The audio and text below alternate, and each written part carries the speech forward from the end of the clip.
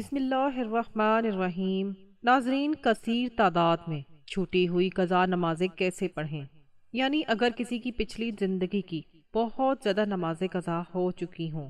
اور اب اس کے دل میں توبہ کا احساس بیدار ہوا ہو اور وہ ان تمام نمازوں کو پڑھنا چاہتا ہے، تو ان نمازوں کے پڑھنے کا سب سے آسان اور مستند شرعی طریقہ کیا ہے؟ اس نازک اور اہم مسئلے کو بہت غور، دھیان اور توجہ سے سننے اور سمجھنے کی ضرورت ہے۔ ہم امید کرتے ہیں کہ یہ ویڈیو دیکھ کر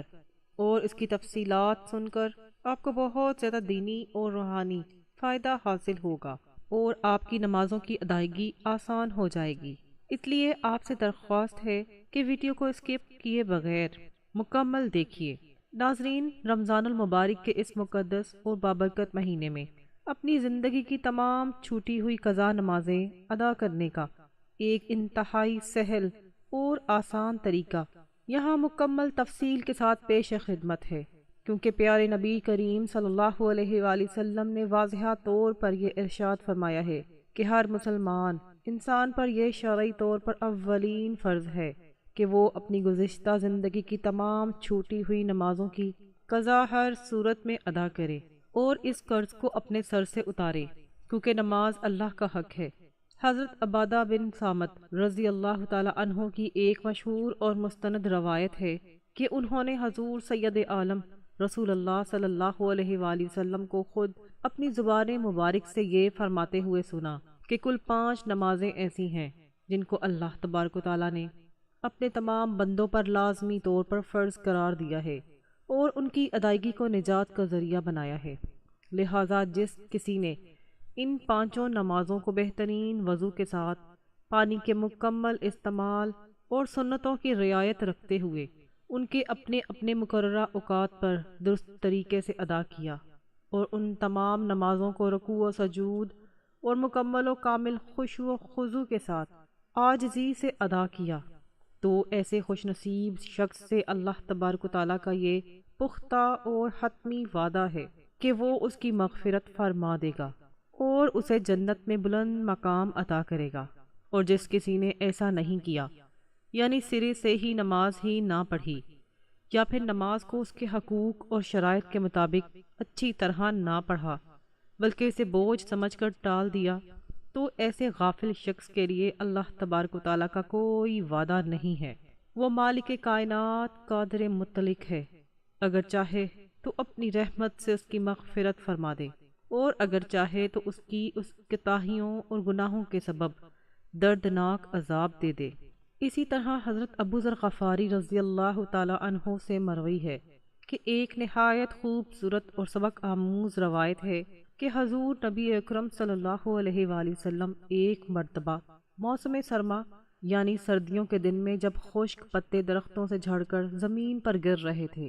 تو گھر سے باہر تشریف لائے۔ اس وقت آپ صلی اللہ علیہ وآلہ وسلم نے ایک درخت کی 2 شاخوں کو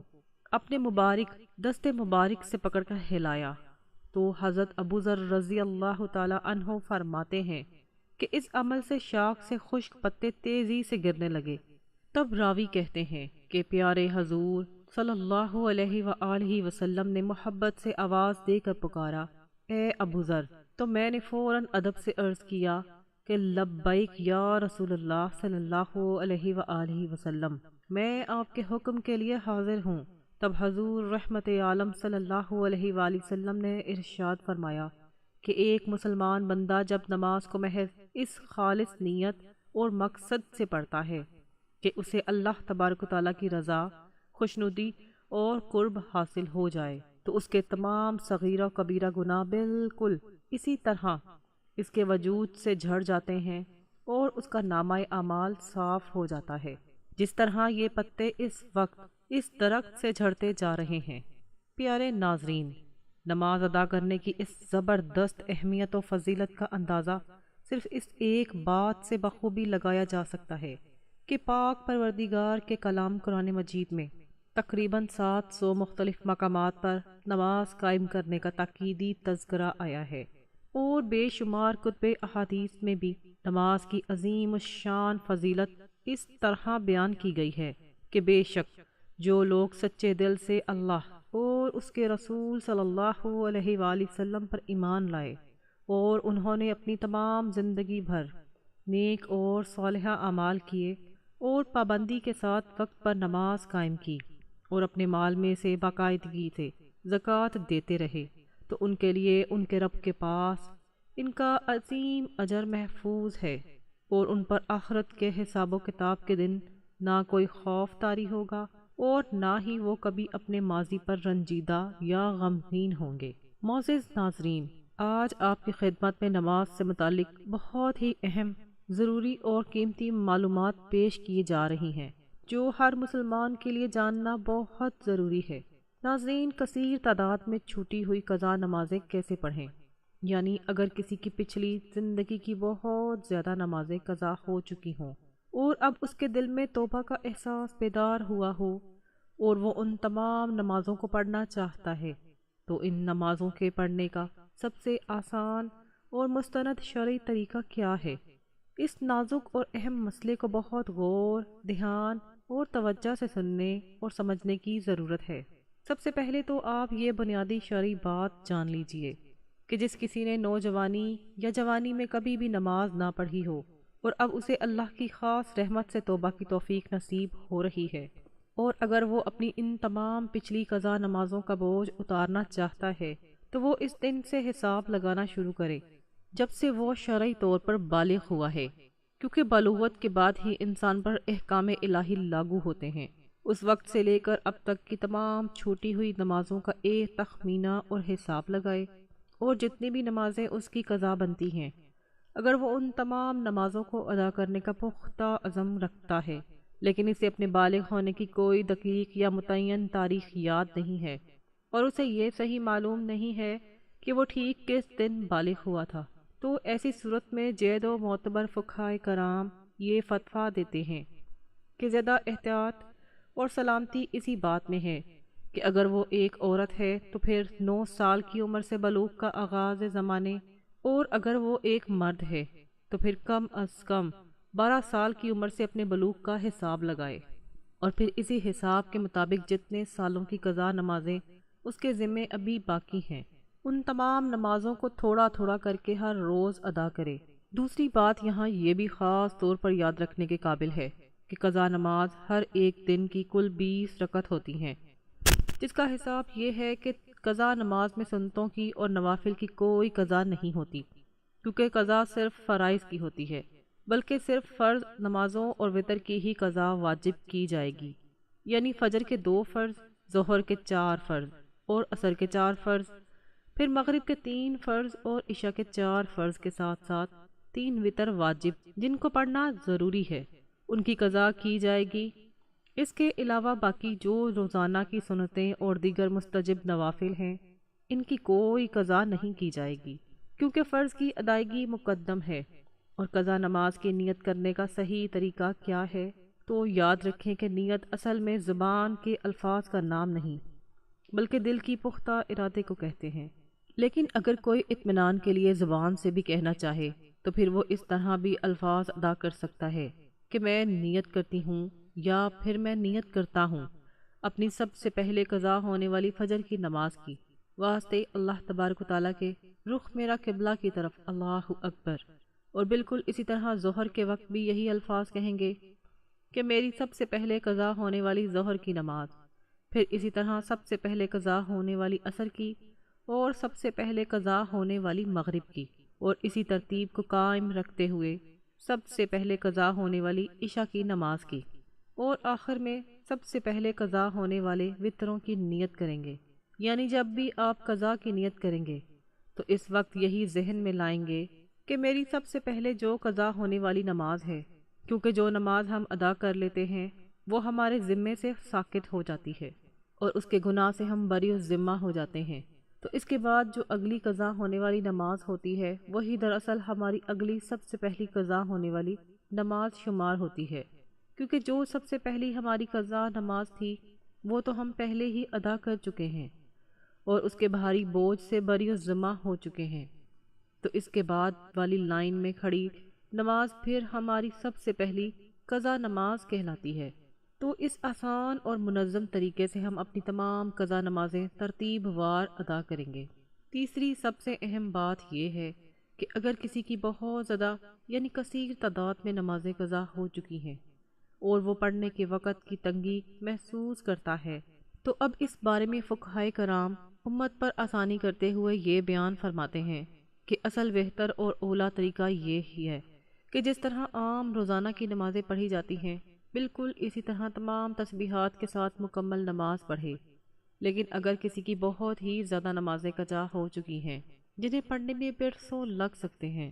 تو اس کے لیے دین اسلام میں تخفیف، رعایت اور آسانی کی بڑی گنجائش موجود ہے۔ وہ تخفیف کیا ہے اسے باریک بینی سے سمجھ لیں کہ سب سے پہلی تخفیف تو یہ ہے کہ رکوع کی حالت میں عام طور پر ہم 3 مرتبہ تسبیح پڑھتے ہیں جو کہ سبحان ربی العظیم ہے، تو تنگی وقت یا زیادہ نمازوں کی صورت میں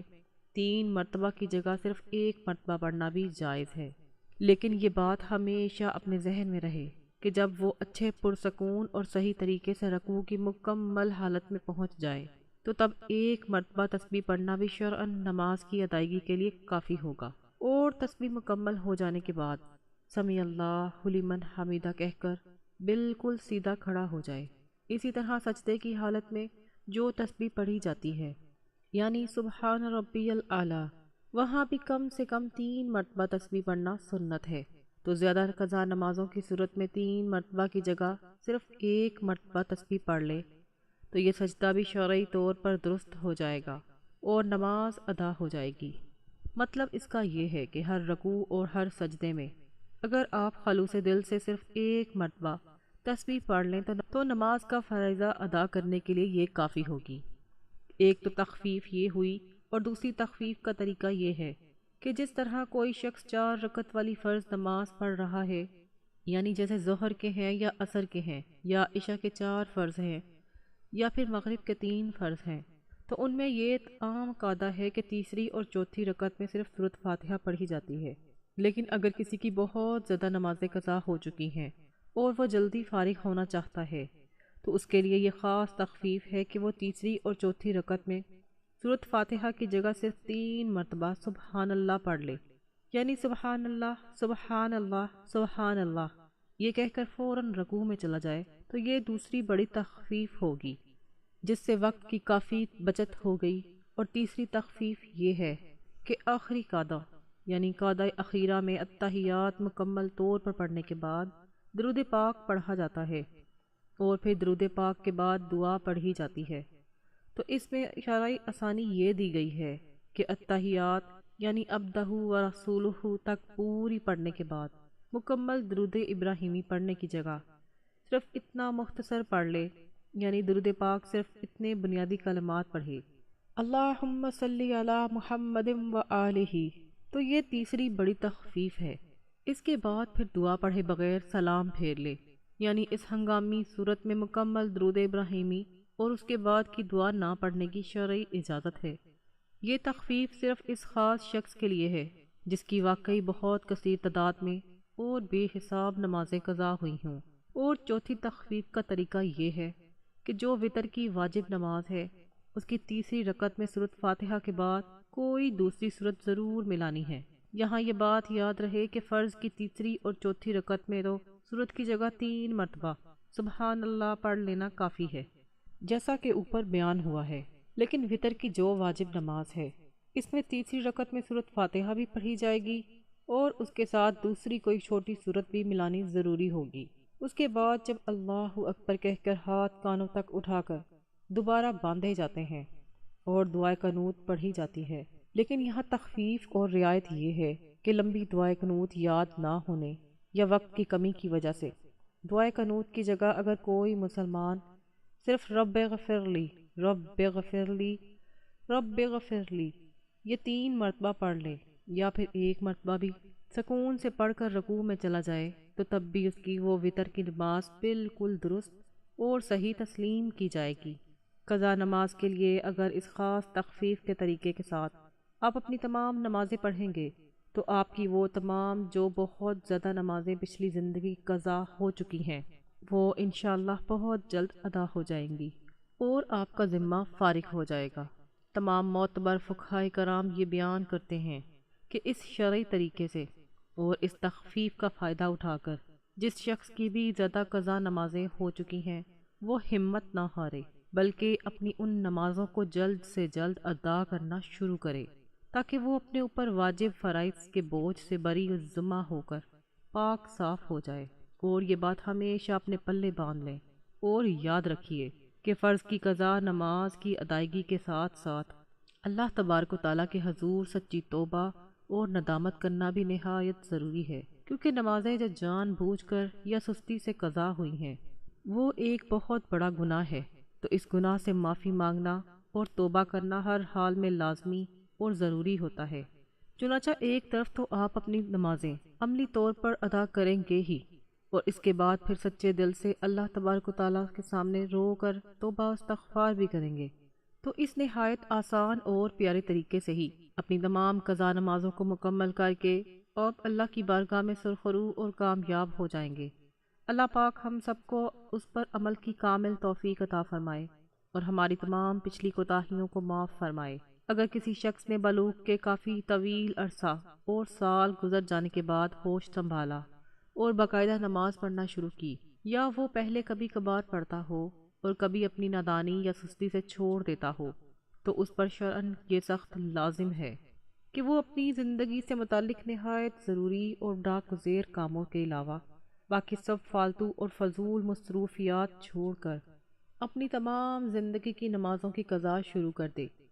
اور وہ اس وقت تک مسلسل روزانہ ہمت اور حوصلے کے ساتھ قضا نمازیں ادا کرتا رہے جب تک کہ اس کے اپنے دل میں اطمینان اور غالب گمان اور یقین کے مطابق اس کی تمام چھوٹی ہوئی قضا نمازیں مکمل طور پر ادا نہ ہو جائیں۔ اگر اس محنت اور نیکی کے دوران ہی اس کی موت واقع ہو گئی اور وہ اپنی نیت میں سچا تھا، تو اللہ تبارک و تعالیٰ کے فضل و کرم سے اس کی بے پناہ رحمت سے قوی امید ہے کہ اس کی بخشش ہو جائے گی اور اللہ اسے معاف فرما دے گا۔ اللہ تبارک و تعالیٰ ہم سب کو اپنی تمام قضا نمازوں کی پر وقت ادائیگی کی ہمت اور توفیق مرحمت فرمائے، اور ہم سب سے اللہ پاک ہمیشہ ہمیشہ کے لیے راضی ہو جائے اور ہمارا خاتمہ ایمان پر فرمائے۔ ناظرین، اگر آپ کو یہ معلوماتی ویڈیو اچھی لگی ہو تو اس ویڈیو کو ثواب کی نیت سے لائک کریں اور دوسرے مسلمان بھائیوں اور بہنوں کے ساتھ ضرور شیئر کریں تاکہ ان کا بھی بھلا ہو، اور ہمارے اس دینی چینل کو سبسکرائب کریں اور نیچے کمنٹ میں اللہ تبارک و تعالیٰ کے 99 بابرکت اور پیارے ناموں میں سے کوئی ایک نام لکھ کر ضرور شیئر کریں۔ اللہ تعالیٰ ہم سب کا حامی و ناصر ہو۔ جزاک اللہ۔